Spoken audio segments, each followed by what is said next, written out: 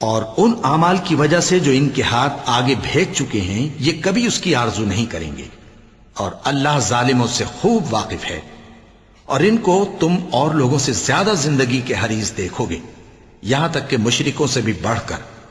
ان میں سے ہر ایک یہی خواہش کرتا ہے کہ کاش وہ 1000 برس جیتا رہے، مگر اتنی لمبی عمر اس کو مل بھی جائے تو اسے عذاب سے تو نہیں چھڑا سکتی۔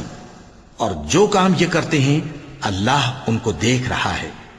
کہہ دو کہ جو شخص جبرائیل کا دشمن ہو اس کو غصے میں مر جانا چاہیے، کیونکہ اس نے تو یہ کتاب اللہ کے حکم سے تمہارے دل پر نازل کی ہے، جو پہلی کتابوں کی تصدیق کرتی ہے اور ایمان والوں کے لیے ہدایت اور بشارت ہے۔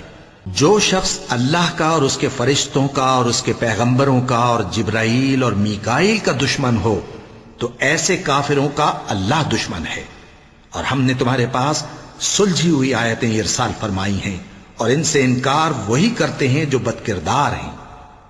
ان لوگوں نے جب جب اللہ سے کوئی عہد کیا تو ان میں سے ایک فریق نے اس کو کسی چیز کی طرح پھینک دیا۔ حقیقت یہ ہے کہ ان میں اکثر بے ایمان ہیں۔ اور جب ان کے پاس اللہ کی طرف سے پیغمبر آخر الزماں صلی اللہ علیہ وآلہ وسلم آئے اور وہ ان کی آسمانی کتاب کی تصدیق بھی کرتے ہیں، تو جن لوگوں کو کتاب دی گئی تھی ان میں سے ایک جماعت نے اللہ کی کتاب کو پیٹ پیچھے پھینک دیا، گویا وہ جانتے ہی نہیں، اور ان چیزوں کے پیچھے لگ گئے جو سلیمان کے عہد سلطنت میں شیاطین پڑھا کرتے تھے۔ اور سلیمان نے مطلق کفر کی بات نہیں کی، بلکہ شیطان ہی کفر کرتے تھے کہ لوگوں کو جادو سکھاتے تھے۔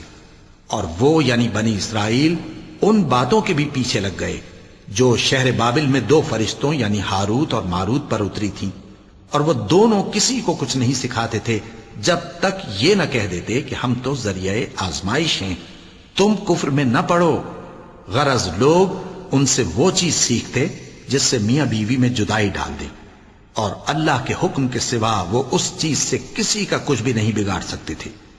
اور کچھ ایسے منتر سیکھتے جو ان کو نقصان ہی پہنچاتے اور فائدہ کچھ نہ دیتے۔ اور وہ جانتے تھے کہ جو شخص ایسی چیزوں یعنی سحر اور منتر وغیرہ کا خریدار ہوگا اس کا آخرت میں کچھ حصہ نہیں، اور جس چیز کے عوض انہوں نے اپنی جانوں کو بیچ ڈالا وہ بری تھی، کیا اچھا ہوتا جو وہ اس بات کو جانتے۔